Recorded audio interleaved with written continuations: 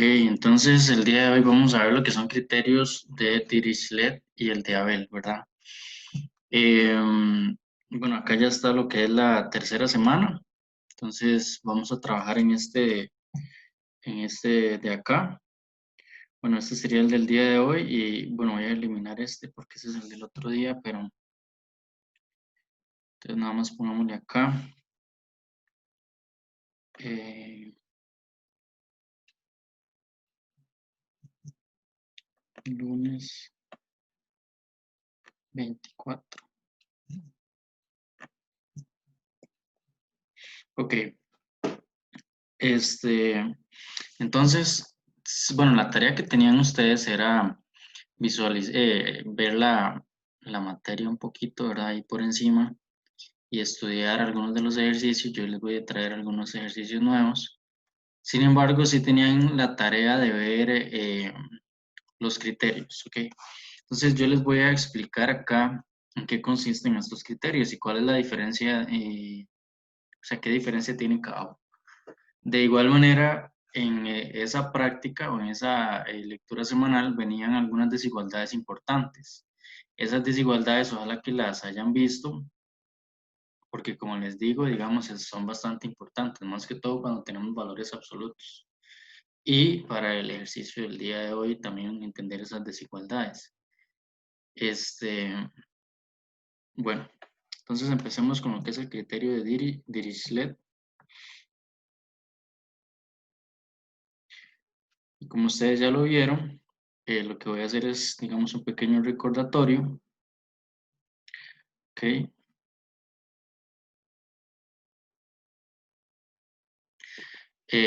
Observando, digamos, las condiciones que tiene este teorema, ¿verdad? Entonces, básicamente, como los vieron ustedes, tenemos dos funciones y la primera, ¿verdad? La primera condición es que esta función sea, o sea, ambas funciones sean definidas de a más infinito y continuas, ¿verdad? Lo más importante es que acá tenemos una función, o básicamente dos funciones que nos dan integrales de primera especie, ¿ok? Entonces vamos a tener dos funciones f y g, ¿verdad? Dos funciones que van a estar definidas de a más infinito en R, ¿verdad? Y ya les he dicho, ¿verdad? Son funciones continuas y las condiciones son las siguientes. Entonces, igual esto ya por ahí lo han visto en la lectura, que, que este límite no es de cero, ¿ok? Y además que g de x sea monótona, ¿ok? Nosotros sabemos demostrar que una función sea estrictamente creciente o decreciente usando la primera derivada, ¿verdad? Eso lo venimos desde cálculo. La otra condición importante es la siguiente, y es que la integral en sí esté acotada, ¿verdad? Y eso yo se los expliqué la vez pasada. ¿Qué significa que una integral o en realidad una función esté acotada? Bueno, en ese sentido lo que vamos a hacer es lo siguiente. Entonces, esta es la condición para f, ¿verdad? Esta es una condición para g. Y la condición para f, ¿verdad? De manera resumida, como venía en el teorema, es que igual, ¿verdad? En el intervalo de a más infinito existe un valor m, ¿ok? Independiente de este x, que cumple la siguiente condición, que la integral de a x de f de u sea menor que... Bueno, y esto lo que quiere decir es que esta integral de acá, ¿verdad? La ocupamos que esté acotada, ¿ok? Si nosotros tenemos estas condiciones, ¿ok? Vamos a ver qué pasó. Acá y acá. Si nosotros tenemos estas condiciones de acá, resulta que el producto de f por g converge, ¿ok? Entonces, ¿verdad? Y igual a la integral de a más infinito de f de x por g de x ya nosotros sabemos que este converge, ¿verdad? Eso es lo que decimos. Ok, entonces no sé si tenían alguna duda con respecto a este teorema, ¿verdad? Pero eso es lo que tenemos que entender. Si nosotros queremos entonces demostrar que una función, que una integral es convergente, ¿ok? Y queremos usar este teorema, entonces tenemos que demostrar primero, ¿verdad? Que el límite nos da cero. Además, o sea, que el límite de una función nos da cero. Lo que tenemos que ahí verificar bien es cuál es la función que elegimos como f y cuál es la función que elegimos como g. Entonces, por eso les traigo el siguiente ejemplo. Eh, ok, tenemos la siguiente integral. Veamos aquí un ejemplo.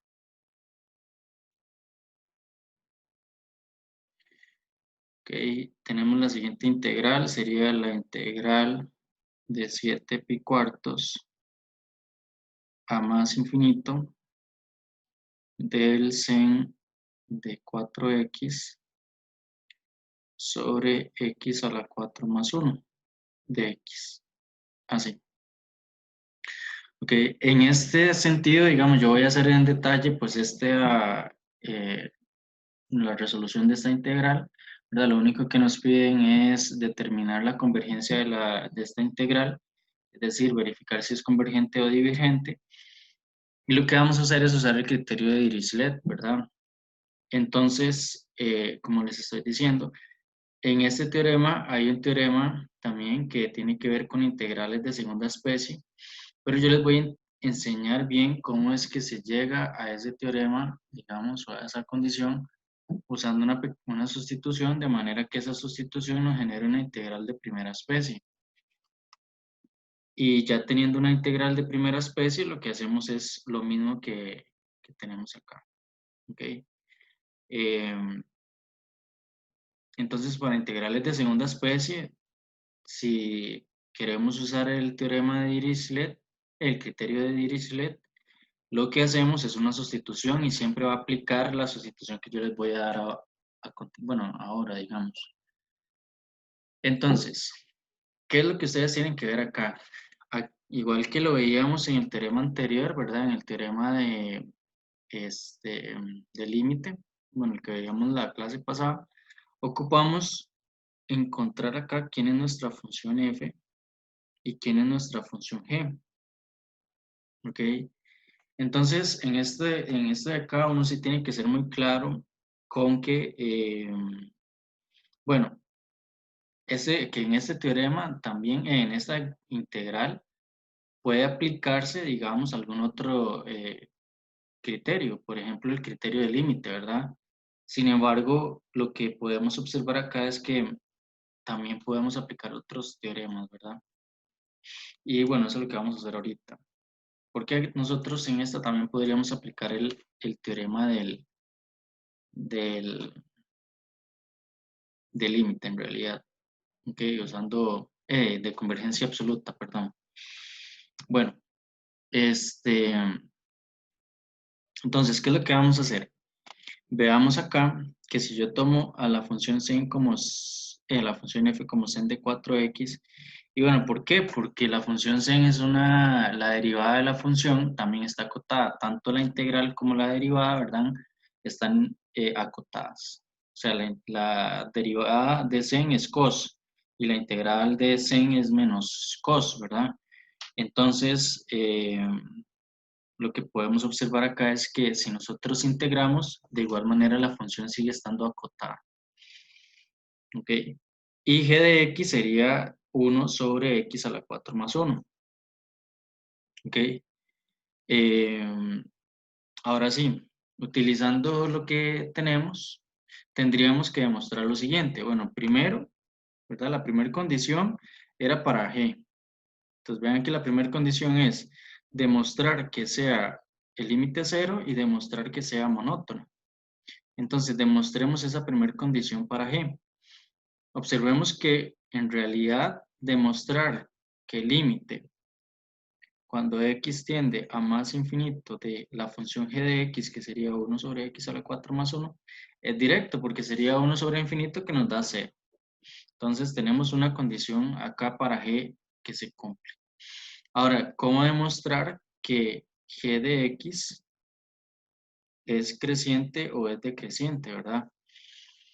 Como les decía eh, ahora, en realidad esa demostración la podemos hacer de diversas maneras, pero eh, vamos a usar acá, ¿verdad? Porque se puede usar incluso la definición de convergencia, de creciente o decreciente, pero acá lo que vamos a hacer es demostrarlo usando, eh, si Gerald, si estoy grabando la clase, entonces, bueno, yo creo que seguramente fue ahora que me dijo, sí. Bueno, lo que les estaba mencionando es que lo que vamos a hacer es con recursos de cálculo, ¿verdad? Es decir, si yo quiero demostrar que g de x es convergente o divergente, yo tomo g de x, ¿verdad?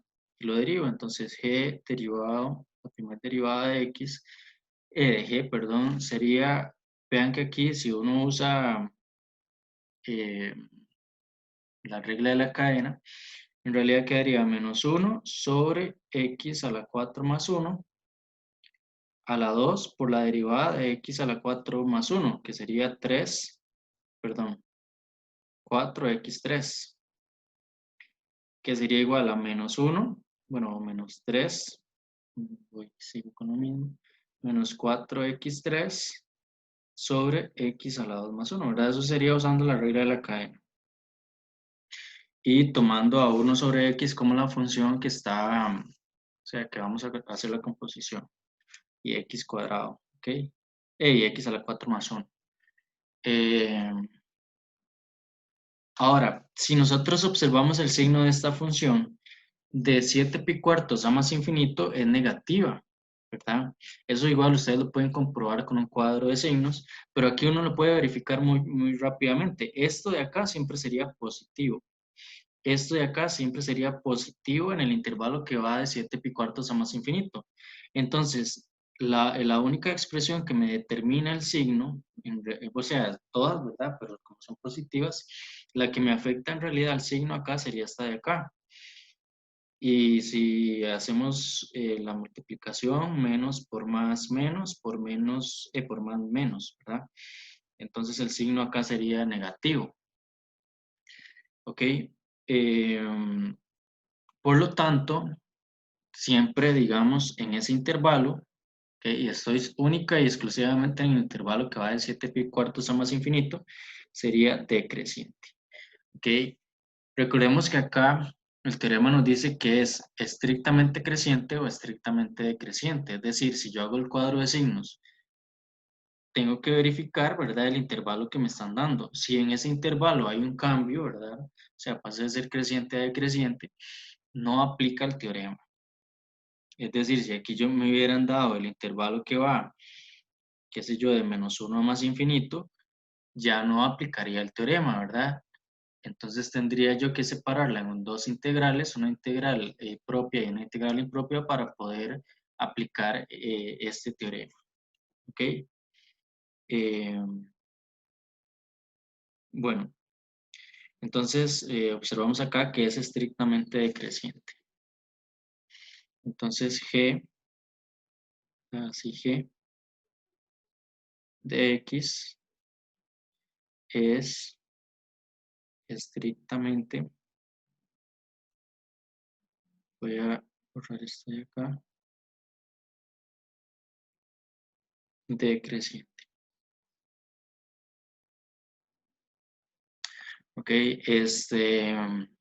entonces ya tenemos otra condición que se cumple, entonces démosle acá un check, ¿verdad? Otro check. Ahora lo único que nos falta, pues vean que aquí estas condiciones en realidad no es complicado de demostrar, porque si ustedes observan, en realidad se vuelve un poco más accesible, ¿verdad? Que lo que hacíamos para ciertas funciones en el criterio del valor absoluto, porque hay algunas, digamos, desigualdades que se nos pueden complicar un poco. Sin embargo, acá, ¿verdad? Prácticamente no trabajamos con desigualdades eh, hasta este otro hasta la segunda, digamos, verificación. Entonces, ya cuando vamos a verificar las condiciones para f, recordemos que esa condición era que la integral de a más infinito de f de u sea menores que m. Entonces, observemos lo siguiente. Eh, si lo notamos, nos quedaría la integral de 7 pi cuartos a más infinito del sen de 4u de u. Ok, veamos que acá arriba, pues habíamos elegido al sen de 4x como nuestra función f. Ahora, ¿cuál es la integral de sen de 4u? Ok, como nosotros ya sabemos, ¿verdad? ¿Cuál es la integral de sen de 4u? ¿Cuál es? A ver, ¿qué me dicen? ¿Cuál es la integral de sen de 4u?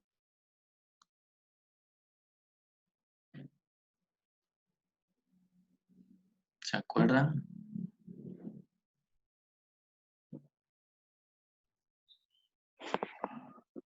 Sería coseno de 4. Es incorrecto, Ok. Sofía. Sería menos coseno de 4u. Ah, también es incorrecto. Es de ángulos dobles, profe. No. ¿Cómo sería? Hay una respuesta que casi, ¿verdad? Pero no tanto. O sea, menos coseno de 4u, pero ¿qué pasa si yo derivo menos coseno de 4u? Menos coseno de 4u, si yo lo Menos derivo, 4 coseno de 4u. exacto, quedaría 4, ¿verdad? Porque el menos se va, coseno de 4u. Entonces no llego a esta integral de acá, que es, perdón, esto es un sen. Disculpen, esto es sen. Pero no es lo mismo. O sea, aquí tengo un producto. ¿Qué tengo que hacer entonces para quitar ese 4? Dividir entre 4. Dividir entre 4, exacto. Entonces la integral quedaría la antiderivada, ¿verdad? Voy a ponerlo aquí como una nota, la antiderivada del sen de 4u de u es igual a menos coseno de 4u sobre 4 más c. Y en realidad podemos hasta generalizar, ¿verdad? Esta propiedad, porque si yo quito este 4, este de acá, y en lugar de un 4 yo quiero un n, ¿verdad? En realidad n podría ser cualquier valor eh, real distinto de 0 y dividimos acá entre n, ¿ok? Eh, siempre y cuando n sea una constante distinta de 0, ¿verdad? ¿Ok? Entonces aquí el n es 4, básicamente, ¿verdad? Y observemos que nos quedaría, bueno, recordemos acá que en realidad no es hasta más infinito, el teorema nos lo dice hasta x, entonces aquí x, ¿verdad? Ahí, que es como la segunda parte del teorema fundamental del cálculo, ¿verdad? Bueno, resulta que si nosotros tomamos esta integral que vemos acá, esta función, y la integramos, ya nosotros acá tenemos pues nuestro resultado. Entonces, ¿qué es lo que tenemos que hacer? Y observemos también acá arriba que tiene que estar en valor absoluto. Entonces vean que hace falta el valor absoluto por acá.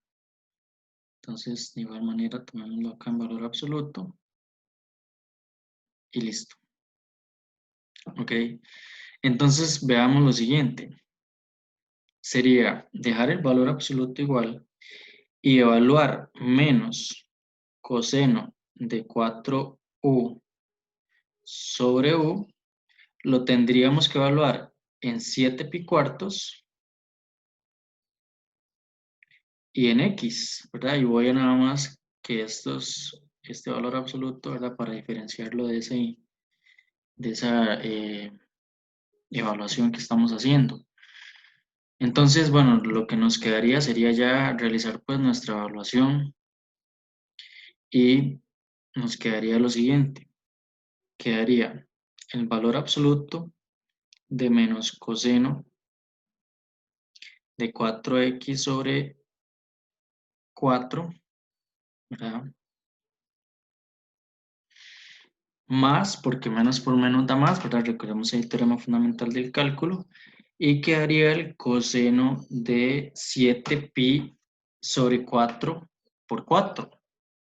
Entonces observemos que aquí se cancelan los 4, 7pi cuartos, x, bueno, el u, ¿verdad? Que el 4 que está acompañando ahí, y esto lo dividimos sobre 4. Valor absoluto, ¿ok? Y así, ya para ir finalizando, podemos ir simplificando un poco más esto.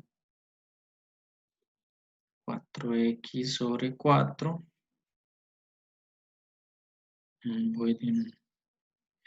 Más, y vean que aquí sería evaluar nada más coseno de 7pi. Esta evaluación, ya sea que ustedes se sepan la circunferencia trigonométrica o no, lo único que tienen que hacer es evaluar coseno en 7pi. Y la evaluación del coseno en 7pi nos da -1. ¿Ok? Pero voy a dejarlo así. ¿Ok? Lo que quiero en este momento es aplicar una desigualdad. Y esa desigualdad es la siguiente. Si nosotros tenemos la suma o la resta, aquí se los estoy haciendo a la izquierda, en nuestro caso sería,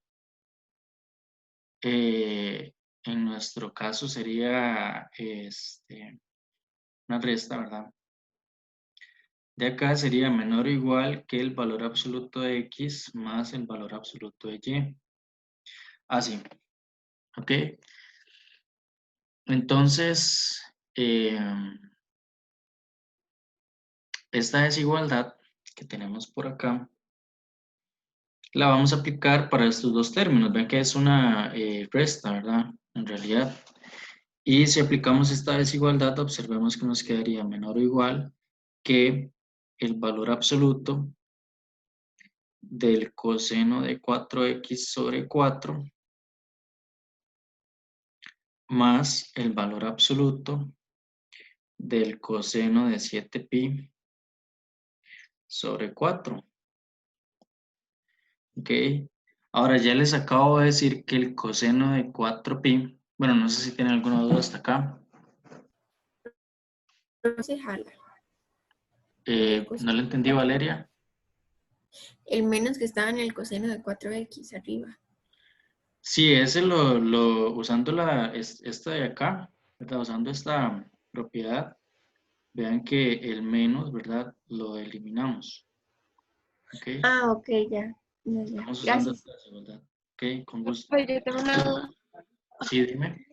Heli. ¿De dónde salió, digamos, en el coseno, digamos, donde está el 7pi cuartos, ese 4, por el que está multiplicado?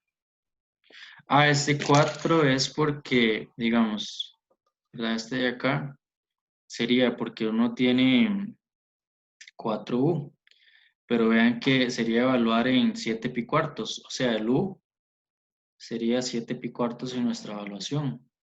Entonces quedaría 4 por 7pi cuartos. Yo lo hice al revés, digamos, pero al final se siguen cancelando. ¿Ok? Y el denominador. ¿Ok? Listo. No sé si tienen alguna otra duda hasta acá.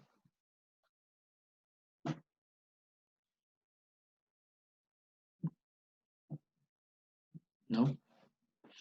Ok. Bueno, en cualquier cosa me dicen, ¿verdad? Todo bien. Bueno, hay algunas desigualdades que acá podemos seguir haciendo, que ya en realidad sabemos. Y son las siguientes. Nosotros sabemos aquí que esto sería menor o igual que 1 sobre 4.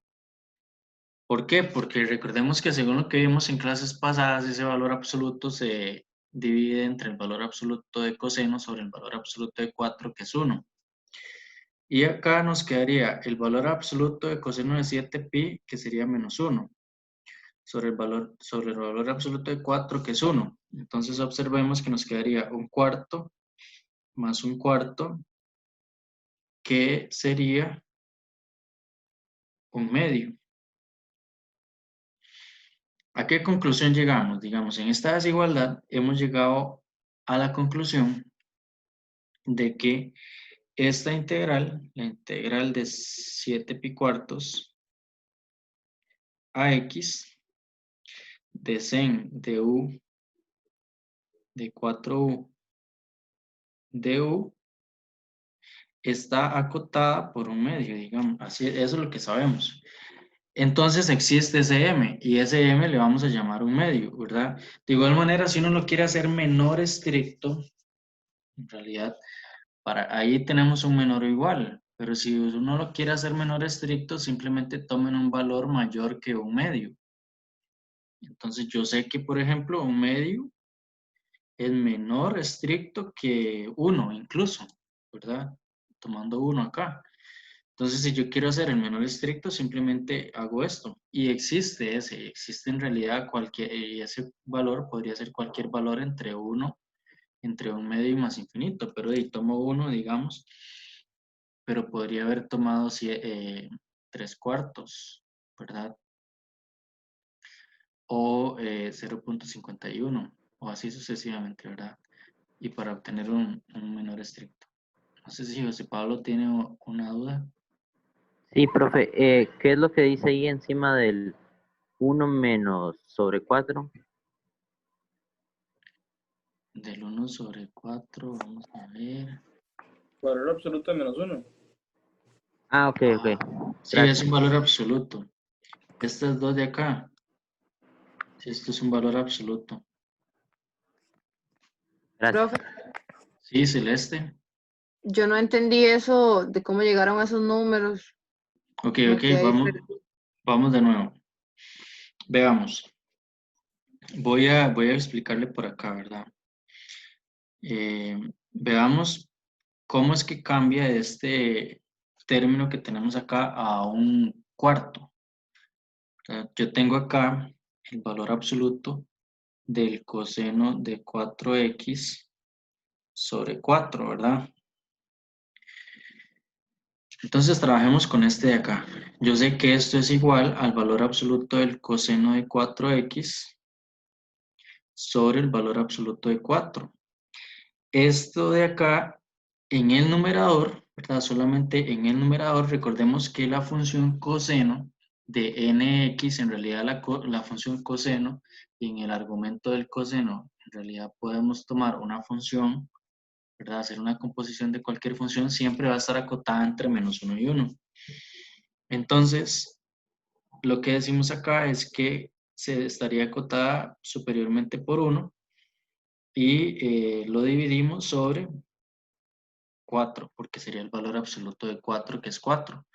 De ahí, ¿verdad? Es donde obtenemos un cuarto que tenemos por acá. ¿Ok? ¿Qué es lo que estoy haciendo yo con este otro término, ¿verdad? Que sería, ¿cómo será que se cambia de aquí a aquí? Bueno, ¿cómo es? Coseno de 7pi es menos 1. Entonces estoy haciendo igual la división o sea, usar la propiedad del valor absoluto, que la división de valores absolutos, ¿verdad? Lo que hacemos es valor absoluto del numerador sobre el valor absoluto del denominador. Pero en el numerador es un valor negativo, entonces por eso es que lo dejo expresado así en valor absoluto, para que cuando lo cambiemos de este otro lado, ya se cambie a un 1 positivo. ¿Ok? Gracias. Ahora sí. Ok, con mucho gusto. Voy a borrar un poco por acá. Profe, a mí me queda una duda. Ajá. Y si, o sea, pero con este proceso, al final uno siempre va a encontrar un valor para m, ¿no? No necesariamente, o sea, eso depende mucho de la función, ¿verdad? Porque si yo tomo en valor absoluto 1 sobre x, digamos, Sí, yo puedo tomar el valor absoluto de x, pero si ese x va de 0 a más infinito, nunca va a estar acotado, ¿verdad? Ah, Eh, ok. o sea, serían funciones que siempre están acotadas. Que si yo tengo x a la 2, ¿verdad? Que tampoco está acotada. O alguna otra función que no esté acotada entre 0 y x. Lo que sí, ¿verdad? Serían como algunas otras funciones que tengan un comportamiento asintótico más infinito. Esa que les acabo de decir en realidad sí, la de que es 1 sobre x, ¿verdad? Pero, Pero entonces, no, uno hace este procedimiento cuando uno ya sabe que está acotada. Si no, ni siquiera te tiene por qué molestar para hacer todo esto. exacto, sí, o sea, son para funciones que estén acotadas. O que a la hora de integrar, ¿verdad? La función esté acotada, ¿verdad? Porque si no, no nos funcionaría. Y más que todo en el intervalo que tengamos. Eh, y bueno, lo que les iba a mencionar es que el teorema o el criterio de Abel, ¿verdad? Ya generaliza un poco más estos eh, resultados de manera que, digamos, bueno, ahorita lo vamos a ver, ¿verdad? Pero, o sea, porque es que en realidad se generaliza un poco más los resultados que tenemos acá. ¿Ok? ¿Alguna duda hasta acá?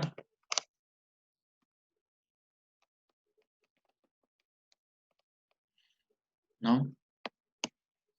Bueno, entonces observemos lo siguiente. Si ya nosotros tenemos que esta condición se cumple, bueno, ahí podemos hacer otro check. En realidad tenemos todos los checks, ¿verdad? Eso quiere decir que el producto, o sea, eso quiere decir que la integral de 7 pi cuartos a más infinito de f de x por g de x, tomando f de x y g de x, las funciones que vimos anteriormente, es convergente.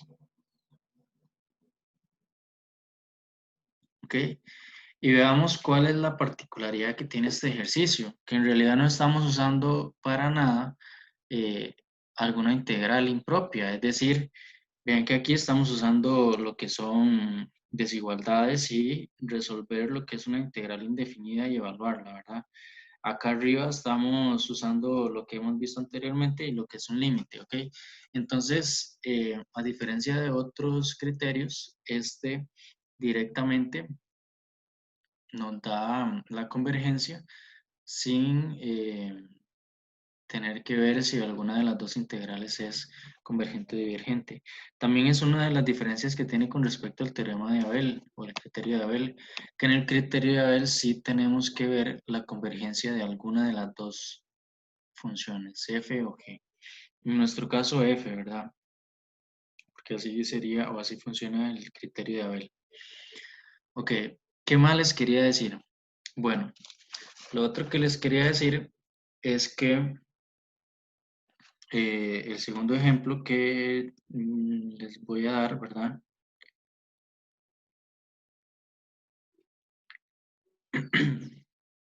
Voy a nada más decir aquí. Vamos a ver. Tenemos acá ejemplo 1, ¿verdad? Y acá abajo ejemplo 2 para que igual para mantener, digamos, cierto orden en estos ejemplos.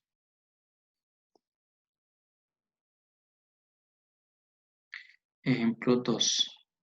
Ok, este tiene que ver con segunda especie. Pero como les decía al inicio, no voy a sentarme y explicarles todo el ejercicio porque en realidad es muy similar a lo que acabamos de ver, sino que lo que les voy a hacer es explicarles cómo es que uno llega siempre eh, a una integral de primera especie, usando una sustitución. Por ejemplo, tenemos dos integrales, ¿verdad? Les voy a dar dos ejemplos.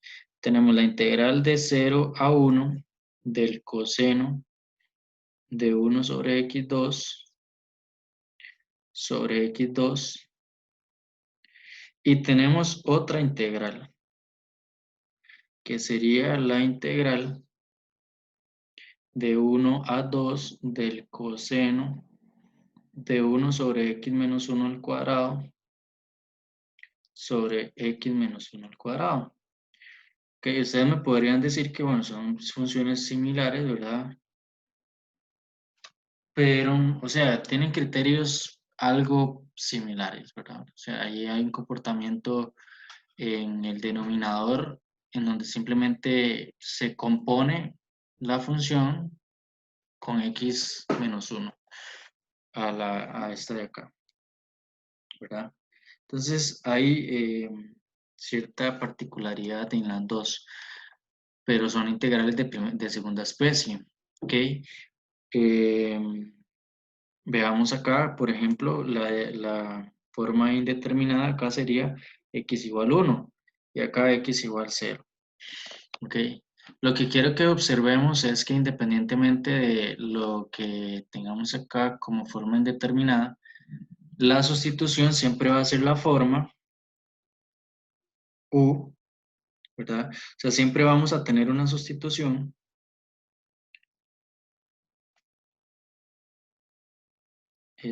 para obtener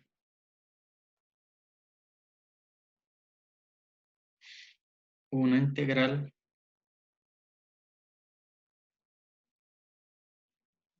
impropia de primera especie. Y esto en realidad lo pueden hacer con cualquiera, es decir, si a ustedes les es más cómodo siempre trabajar con integrales impropias de primera especie, pueden hacer esta sustitución y obtener en sus límites de integración un más infinito o un menos infinito. Siempre se va a poder hacer usando esa sustitución, ¿verdad? Pero en este caso yo les explico, ¿verdad? Porque en el teorema de Dirichlet eso es lo que queremos hacer. O sea, para integrales de segunda especie usamos esta sustitución. ¿Y cuál es? Bueno, u igual a 1 sobre x menos a, donde x igual a, ¿verdad? Que sería la asíntota vertical, es decir, el límite cuando x tiende a de la función va a más infinito o a menos infinito. Entonces ustedes usan siempre esta sustitución y de una vez, ¿verdad? Obtienen en sus límites de integración un más infinito y un menos infinito y observemos también que a partir de esa sustitución en realidad esta integral de acá va a quedar en términos de u y en términos de u. O sea, vuelven a hacer otra sustitución y ya quedaría solamente coseno de u sobre u, ¿verdad? Y ya de 1 más infinito. ¿Ok? Bueno, les dejo eso pendiente de tarea, ¿verdad? Igual me lo pueden decir en consulta y ahí lo desarrollamos se lo desarrollamos bien detalladamente, pero les queda de tarea. O sea, resolver básicamente este ejercicio usando esa sustitución y llegar a una integral de primera especie, ¿verdad? ¿Ok? Y bueno, por último, ya para terminar el tema de integrales impropias. Profe, pero Sí. esos son por separado, ¿verdad? Sí, Eh, cada uno por separado. sí, digamos, esta es una y esta es otra. Es resolver dos integrales, solo que usar la sustitución adecuada. Por ejemplo, para esta de acá, ¿cuál es la sustitución que nos sirve? Para la primera. La de U. U igual a ¿qué? Sobre Ah, x a la 2, ¿no? ujú. No, usando esto que les acabo de decir, el valor de A es 0, ¿verdad? Para esta de acá el valor de A es 0. Y para esta de acá el valor de A es 1. Entonces sería 1 sobre X. Y la otra 1 sobre X a la 2. Y para que observemos bien, porque es que queda así, bueno, el du sería, si tenemos 1 sobre X, aquí quedaría 1 sobre X a la 2, ¿verdad? Bueno, menos 1 sobre X a la 2 de X. Por lo tanto, nos sirve un montón todo lo que hemos hecho ahí arriba, ¿verdad? Ok. Eso para que igual lo tomen en cuenta a la hora de resolver y de hacer esa tarea, ¿verdad? Ok. ahí, como les digo, cualquier cosa me preguntan, todo bien. Ahora, bueno, no sé si tienen más dudas hasta acá.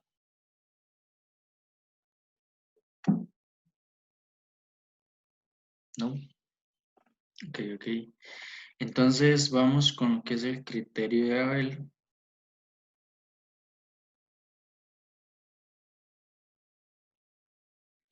Y el criterio de Abel dice lo siguiente, ¿verdad? Como les mencionaba anteriormente, en realidad se generaliza bastante con respecto a lo que tenemos acá, porque si ustedes ya lo vieron, el criterio de Abel lo que tenemos que, lo que tiene que suceder es que la función f, ¿verdad?, sea convergente y que la función g sea monótona y que el límite simplemente exista.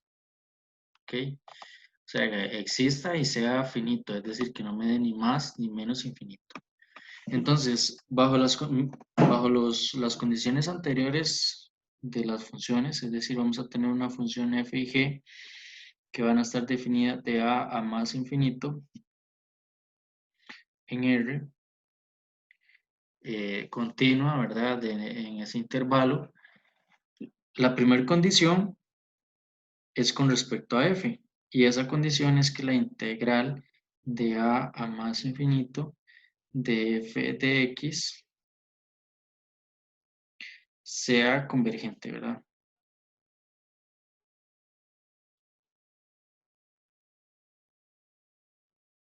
Esa es la primera condición. Y la segunda condición es con respecto a g.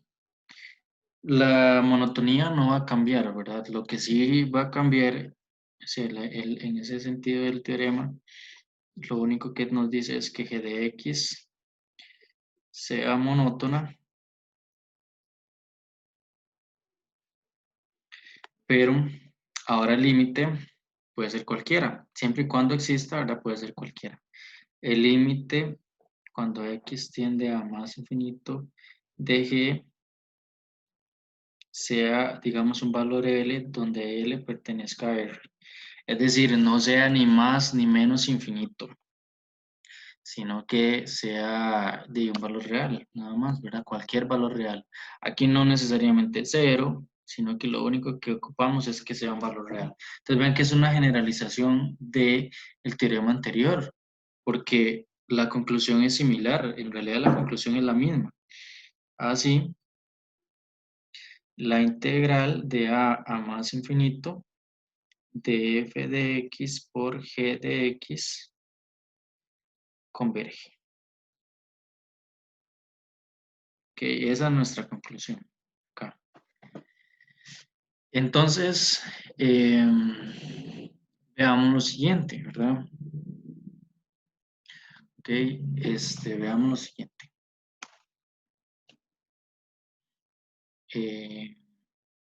Tenemos una función, si veamos aquí un ejemplo, este ejemplo que es el siguiente, tenemos la integral de 3 a más infinito de arctan de x sobre x a la 4 de x. Así, ¿ok?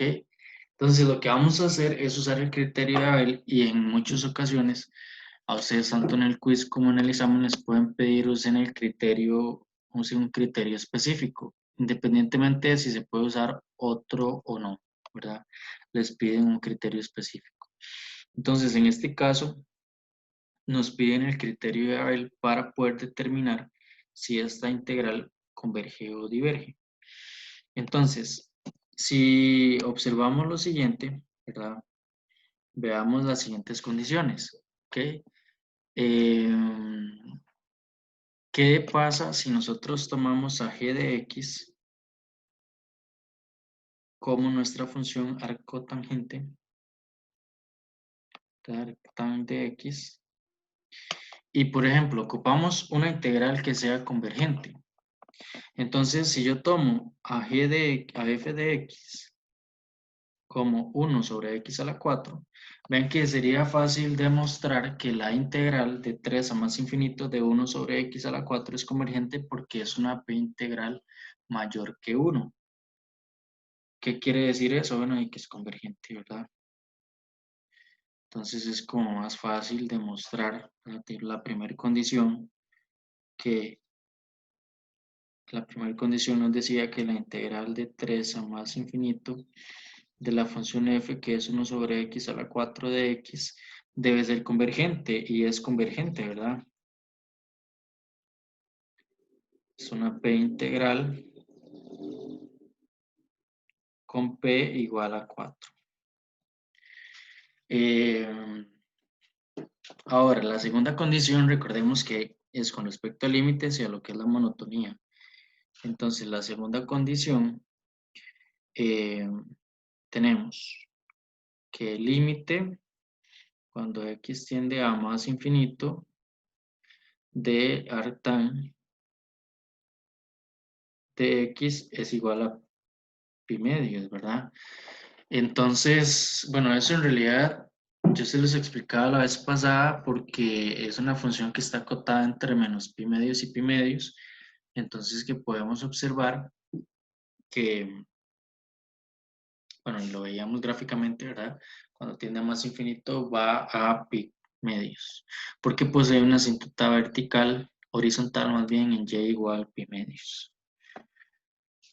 Entonces se cumple, y el límite es distinto de cero, distinto de infinito existe, ¿verdad? O sea, no nos da ni más ni menos infinito.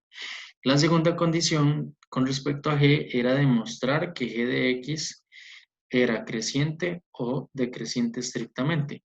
Si vamos a la gráfica de nuevo, lo podemos concluir muy fácilmente, pero también usando el criterio que vimos anteriormente. Si derivamos g de x, la derivada de artan es 1 sobre x a la 2 más 1, ¿verdad?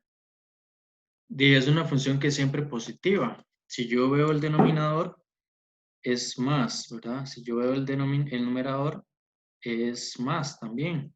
Y más por más es más. Eso quiere decir que esto es una función que es estrictamente creciente, ¿verdad? Ok. Entonces podemos decir aquí de una que g de x es estrictamente creciente. Si g es estrictamente creciente, eso quiere decir que se cumplen todas las hipótesis, se cumple tanto esta de acá, o sea, se cumplen todas, ¿verdad? Esta y la de acá. Por lo tanto, el producto también es convergente, tanto como f. Así, la integral de 3 a más infinito de f de x por g de x, tomando f y g como las de este ejercicio específico, ¿verdad? Es convergente. Ok. No sé si tienen alguna duda hasta acá. Profe, Sí, Roiner, dime. entonces, bueno, según todos estos criterios, también se podrían utilizar para determinar si la función es divergente. Es decir, si alguno de todas estas condiciones no se cumple, se puede asumir que la función es divergente. Ah, no, para nada. Digamos, el teorema lo que nos dice es, si se cumplen las condiciones, es convergente. Pero con que una no se cumple, simplemente este criterio no aplica, ¿verdad? O busque otra función f o otra función g. Ok, pero no, este criterio no es de divergencia, ¿verdad? En eso también es una buena pregunta, Roiner, ¿verdad? Porque hay criterios específicos que aplican para demostrar convergencia o divergencia, ¿verdad? Por ejemplo, yo podría aplicar y decir, bueno, quiero demostrar la contrapositiva, pero en realidad no me verlo por la contrapositiva, este teorema, pero en realidad no me serviría de mucho, ¿ok? Entonces, estos dos teoremas en realidad son para demostrar convergencia. Y eso es una buena conclusión a la que podemos llegar ya para finalizar el tema de integrales impropias.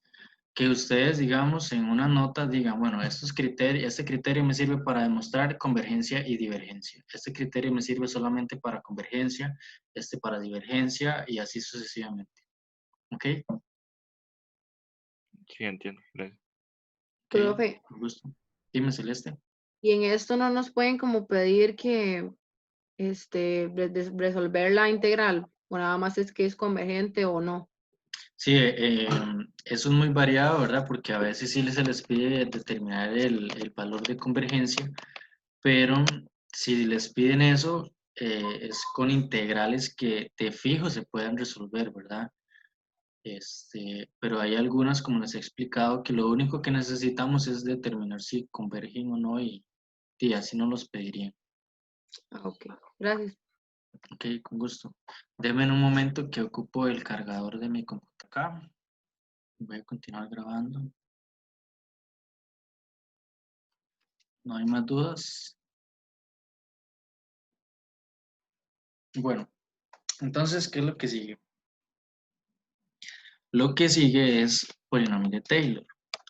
Yo la clase pasada les di una pequeña introducción a polinomio de Taylor, más que todo hablándoles de Brooke Taylor, ¿verdad? Y ustedes se acuerdan un poco que les hablé del matemático que al final dedicó su vida a filosofía y a religión y que conoció, fue contemporáneo de Leibniz y a Newton, ¿verdad? Yo les hablé bastante, bueno, no bastante, pero sí les hablé de Brooke Taylor, ¿verdad? Este, y el día de hoy vamos a empezar con lo que son polinomios de Taylor, ¿ok? Para entender qué es un polinomio de Taylor, vamos a ver algunas aplicaciones. Y cuando digo aplicaciones, ¿verdad? Son aplicaciones de GeoGebra. Algunas de las aplicaciones que bueno, yo les he mencionado y incluso les he explicado algunas veces este, con aplicaciones que yo he hecho, pero yo también les mencionaba que hay algunas aplicaciones que ya están hechas que vamos a ir usando. Entonces, para entender qué es un polinomio de Taylor, bueno, en realidad la misma palabra lo dice. Y nosotros hemos estado trabajando con polinomios desde precálculo, desde secundaria, ¿verdad? Y bueno, ya no puedo ir más atrás, ¿verdad? Porque en primaria no. Pero sí al menos sabemos que es un polinomio, ¿verdad? ¿Qué es un polinomio? Digamos, si yo les preguntara a ustedes qué es un polinomio, ¿qué me dicen?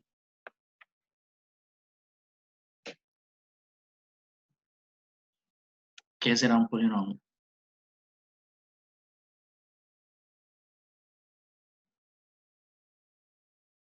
Así con sus palabras, digamos, que me digan, bueno, un polinomio es un X o no sé, o un Y o un X a la tanto, o un Y a la, no sé, que en sus palabras me digan qué es un polinomio.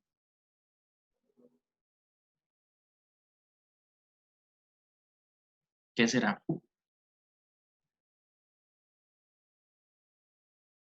Y una expresión algebraica.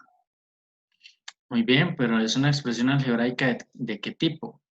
Porque coseno de X es una expresión algebraica, digamos. De grado 2 o mayor, ¿no? Ajá, pero entonces cuando hablamos de grado, ¿qué forma tiene que tener un polinomio? Sumas y restas. Ajá, muy bien, pero digamos, cuando les digo de las formas, entonces si ustedes me dicen sumas y restas, yo voy a compartir por acá pantalla.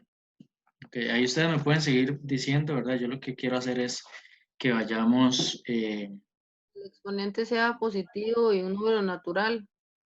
muy bien, esa es una observación. ¿Y cómo tiene que ser la base? Ese es el exponente, ¿verdad? Y la base es celeste. La base para el exponente sí tiene que ser la base. Una variable. No, Ajá, pero ah, cualquier variable, porque yo puedo, como les decía aquí, entendiendo lo que ustedes me dicen, bueno, el exponente sí, todo bien, ¿verdad? Puede ser 3, 5 y así sucesivamente, pero la base, ok, si yo tengo aquí el 3 y ustedes me dicen la base es variable, pues yo sé que, por ejemplo, tangente es variable. ¿ok? ¿Qué tipo de variable tiene que ser la base, digamos?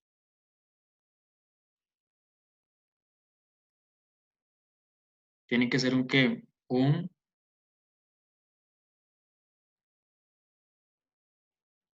¿cómo tiene que ser esa base? Número real. Si es un número real, entonces yo podría tener un 5 a la 3, ¿verdad? Y entonces eso sería un polinomio. Bueno, podría ser un polinomio, pero es que si les digo por qué es un polinomio, ya, aquí Gerald, ¿verdad? Ya nos está diciendo, es de la forma a por x a la n, todo bien. Así exactamente, ¿verdad? La forma que tiene un polinomio, digamos un monomio, digamos, si lo vemos así, cada uno de esos términos tiene que ser de la forma a por x a la n. Entonces, si con n, como nos lo decía Celeste, ¿verdad? N tiene que pertenecer a los naturales, un entero positivo. A en realidad es un valor real, entonces si lo vemos con respecto a lo que, también lo que se ha mencionado, sí tiene que ver con respecto a esa constante. El x es nuestra variable, entonces ven que es una variable y tiene que ser una forma variable de ese tipo específico, es decir, tiene que ser x, nada más, no puede ser variable como cualquier otra función, ¿verdad? Ok, entonces esta sería la variable y este sería el exponente, ok, entonces ahí le vamos sumando, entonces podemos hacer aquí con b por x a la n menos 1 más c por x a la n menos 2 y así sucesivamente, ¿verdad? En un polinomio de grado n con a distinto de 0, ¿verdad? Y b, c y así sucesivamente, constantes reales. Entonces, un polinomio de grado 0 podría ser 5 por x a la 0, porque todo número elevado a la 0 es 1. Un polinomio también podría ser 5x menos 2x a la 3 más 1 menos 10x a la 20, digamos. Que ahí uno podría trabajar con polinomios y en realidad son las formas, digamos que hasta cierto punto eh,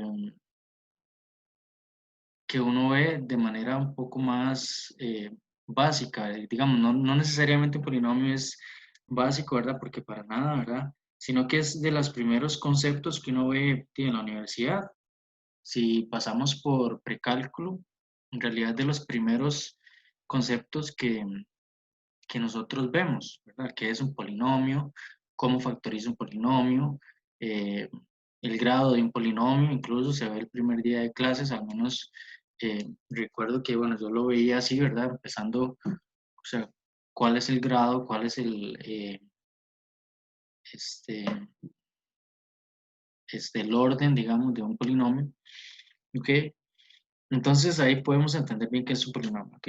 Bueno, ahora, ¿cuál es la importancia, digamos, que nos dio Taylor o Brooke Taylor a lo que son polinomios de Taylor? ¿Qué es un polinomio de Taylor? Bueno, es así, un polinomio, ¿ok? Solo que, ¿qué particularidad, digamos, tendrá con respecto a todo lo que hemos visto? Porque todos ustedes podrían decir, bueno, venimos a calculados con todo lo que sabemos de integrales, derivadas y demás, a ver polinomios de nuevo. Bueno, y vean qué interesante, digamos, todo lo que vamos a ver de polinomios. ¿Qué, verdad? Será lo que vamos a ver de polinomios entonces en este momento. Resulta que nosotros podemos aproximar cualquier función real usando polinomios.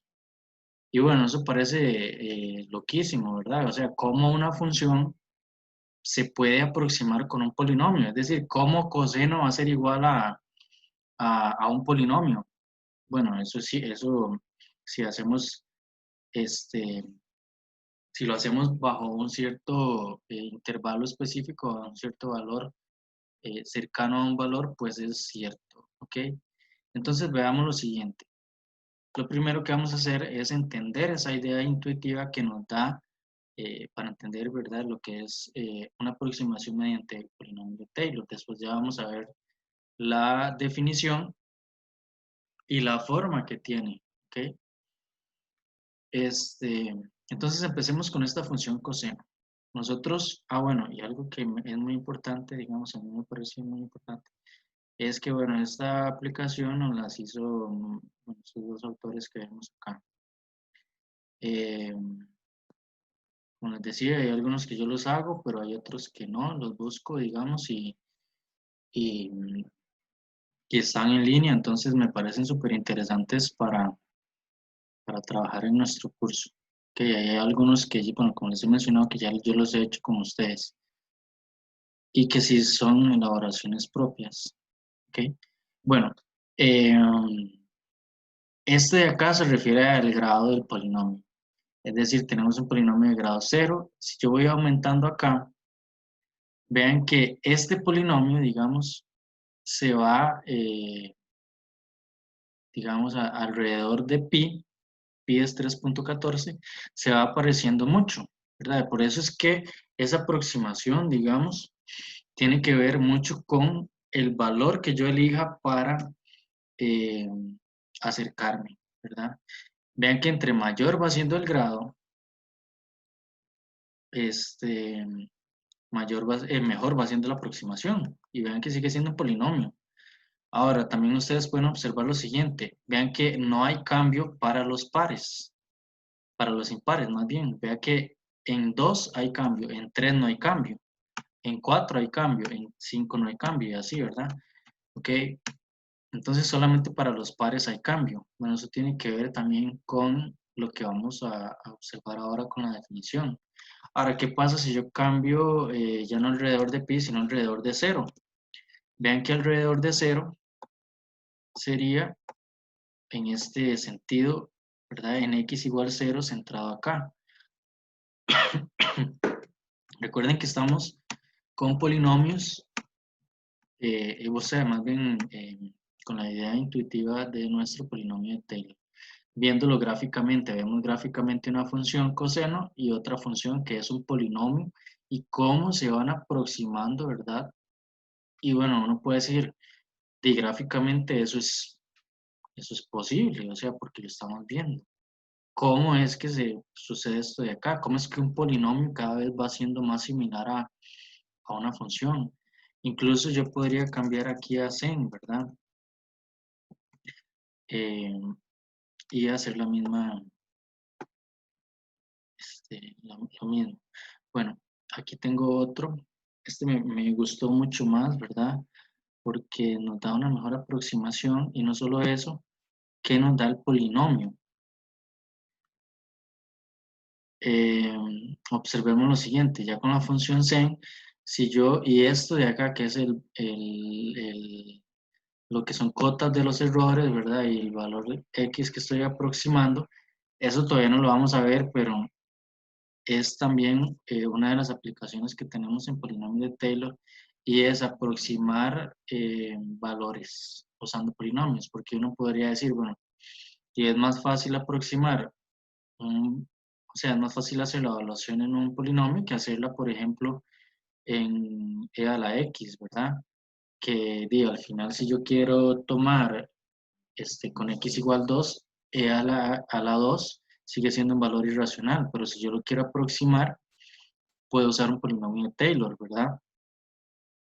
Bueno, aquí vean que se va creando el polinomio, entonces es una de las particularidades que tiene. Vean que, por ejemplo, no tiene términos impares, ¿ok? Entonces ahí pues lo vamos observando, ¿verdad? Y ahí podemos llegar hasta un cierto valor y subir y subir y subir. Vean que aquí podemos seguir y seguir y que entre mayor sea el grado, vean que ahí ya no lo podemos ver, pero entre mayor sea el grado, más se va apareciendo nuestra función. Como les decía, esto es un trabajo que estamos viendo meramente gráfico, ¿ok? Todavía no estamos entendiendo la parte, digamos, algebraica o la formal, ¿verdad? Incluso aquí le puedo poner el coseno. Este sí me cambia muy rápidamente y ahí observar lo mismo que vemos anteriormente, solo que explícitamente nos da el polinomio y la gráfica, ¿verdad? Tenemos igual las aproximaciones. Okay, bueno. ahí nos vamos. Si uno puede cambiar alrededor, bueno, ya no lo quiero alrededor de 0, lo quiero alrededor de 5, por ejemplo. ¿Ok? Entonces vean que se va cambiando. Bueno, no, este no se cambió. Igual, como les digo, esto depende mucho de cómo se haya hecho acá, pero este valor de A se refiere al centro. ¿Ok? Y vamos a ver este último que les quería enseñar, ¿verdad? De una función que hemos visto o que se ha visto bastante, que es la derivada de e a la x y c a la x, la integral es c a la x más c, y que también la podemos ir aproximando. ¿Ok? Vean ahí que conforme, este no nos da el polinomio, pero lo que quiero que veamos en este momento, ¿verdad? Es que es posible observar gráficamente que uno puede hacer o realizar esa aproximación cercana a un valor, ¿verdad? De una función o de cualquier función en realidad con un polinomio. Entonces ustedes me podrían decir, profe, ¿y cómo es que eso es posible, verdad? ¿Cómo es que un polinomio llega a ser igual a una función o a cualquier otra función, ¿verdad? O sea, ¿qué es lo que está pasando? Digamos, ¿qué hay ahí en el fondo que estamos viendo que es posible? Porque se los estoy enseñando, ¿verdad? De manera gráfica. Ok. Bueno, vamos acá. Y les voy a enseñar. Bueno, esto es igual en la tercera semana. Ok. Denme un momento. Nada más quiero cambiar acá un poco esta nota porque es la segunda semana, pero este título de acá para que sea la primera y lo mismo de ahora,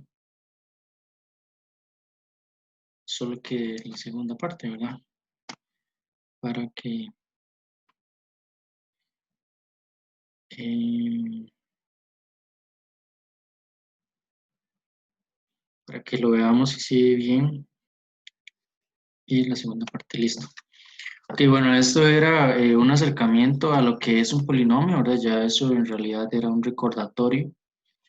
Y veamos en sí qué es un polinomio de Taylor, o sea, la definición de lo que es un polinomio de Taylor. Ok, ¿y qué es lo que vamos a observar? Bueno, hay una definición que tiene que ver con derivadas, ¿ok? Entonces, y derivadas, pues, enésimas, ¿verdad? Entonces, veamos lo siguiente. Se denota, y eso igual ustedes lo pueden ver en la lectura semanal, a C de n así, ¿verdad? Como el conjunto de funciones continuas. El conjunto de funciones continuas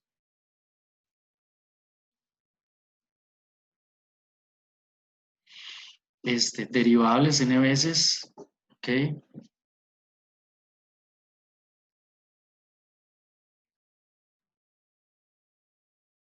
En una cierta, o sea, en D, o sea, vamos acá en D, y básicamente con décimas derivadas. Entonces, veamos lo siguiente. Cuando decimos derivadas en D, ¿verdad? Derivadas en un cierto intervalo, es decir, en su dominio. Ok, entonces veamos lo siguiente. Tenemos una función f definida de D que sea un Profe, subconjunto. ¿Sí? de ahí, No profe, le entiendo. es que ahí dice D, I, y eso no sé si es una V o una K. Ok, vamos a ver. ¿Dónde está la E en un circulito? La D. Ah, sí, décimas acá. Estos son décimas. Ah, ok, gracias. Ajá. Ok. Entonces tenemos una función, ¿verdad? De este tipo. Y lo que tenemos es que existen de las derivadas continuas, ¿verdad? O sea, decimos lo siguiente, existen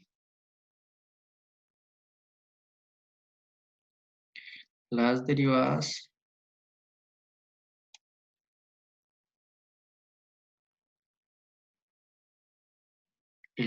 continuas, o sea, que son continuas en D. Recordemos que es ese dominio en la función y tenemos f primera, f segunda, f tercera. Recuerden que a partir de 3 ya tomamos un paréntesis y así sucesivamente hasta f enésima de nuestra función. ¿Ok? Es decir, cada una de estas f's, ¿verdad? Pertenecen al conjunto de funciones derivables en N, que fue lo que definimos allá arriba. ¿Ok? Ahora sí, básicamente, ¿verdad? Lo más importante en nuestro caso es ya ver cuál es la forma que tiene un polinomio de Taylor bajo una función que sea derivable enésimas veces, ¿verdad? Entonces, de esta manera, ¿verdad? Definimos lo que es un polinomio de Taylor.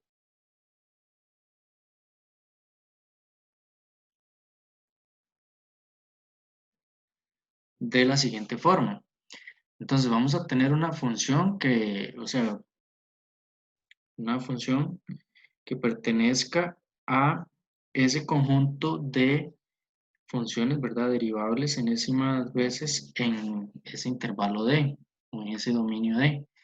Que también vamos a tener un valor A que pertenezca al dominio de nuestra función. Y este valor A, vean que va a tener relación con respecto al centro que vimos anteriormente. Es decir, es como el centro en realidad que vamos a tener con respecto a la aproximación, ¿verdad? O sea, vamos a tratar de aproximar una función en ese valor específico. ¿Ok? Entonces decimos así, el polinomio de Taylor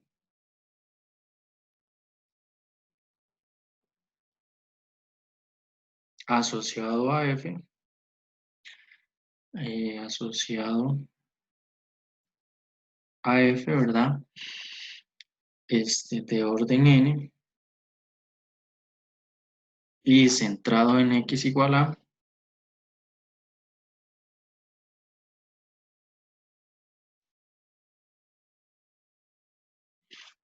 sería el siguiente, ¿verdad? O sea, aquí en realidad podemos decirlo de otra forma, o sea, centrado en A, que es ese valor que tiene que pertenecer a nuestra función, a nuestro dominio, eh, sería el siguiente polinomio. ¿Ok?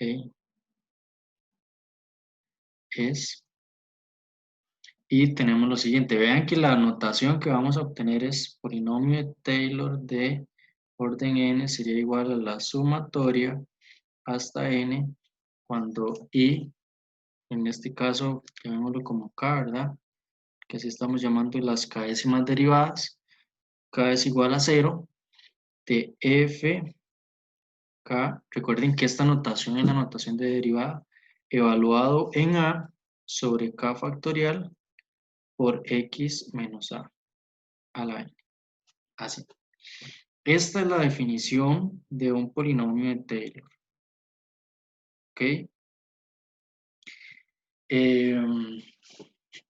Listo.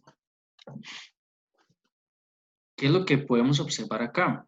A partir de esta definición, en realidad, como se los he dicho anteriormente, ¿verdad? Si ustedes vieron lo que es el teorema fundamental del cálculo, o básicamente lo que son áreas bajo la curva, o sea, lo que son áreas, ¿verdad? Con sumas de Riemann, ya entienden lo que es esta notación que tenemos acá de sumatoria.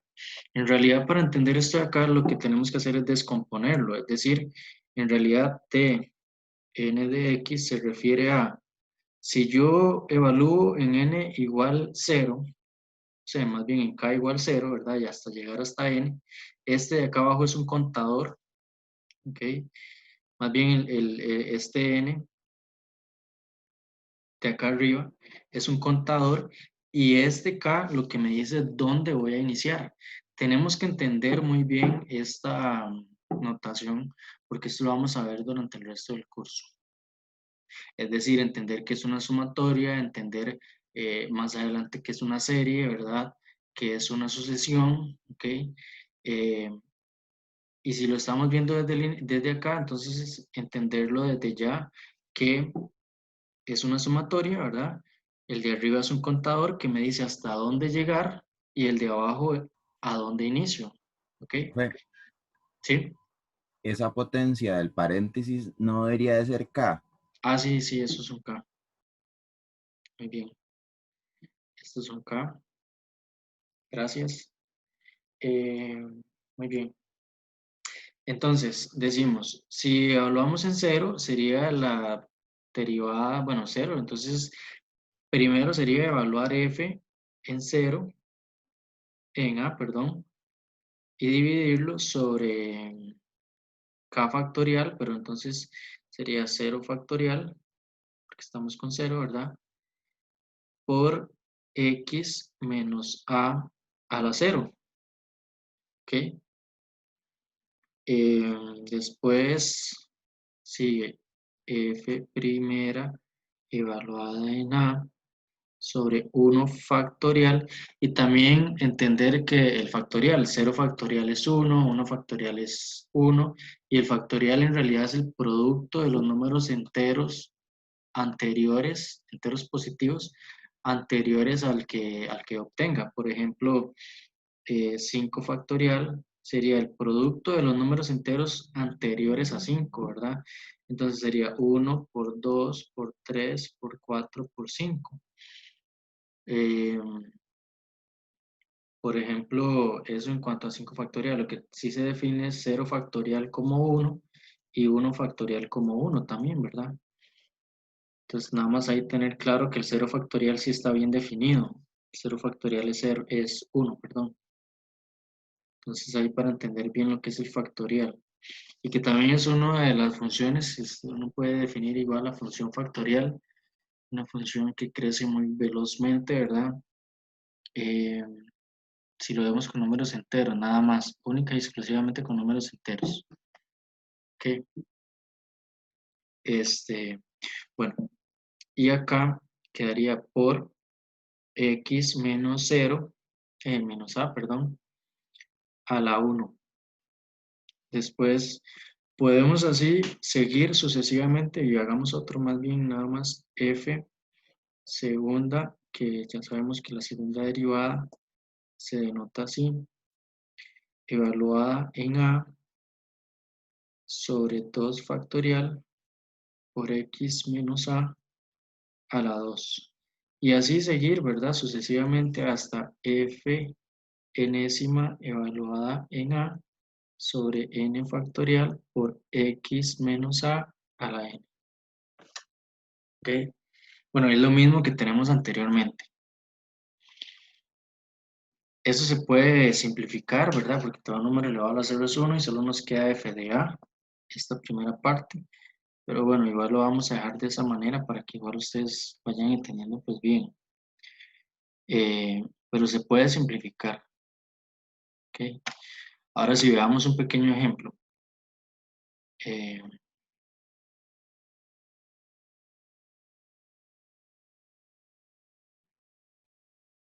ok, el ejemplo es lo siguiente, ¿verdad?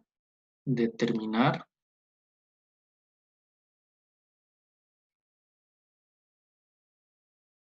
t3 de x centrado en x igual 3, en x igual 0, perdón, de la función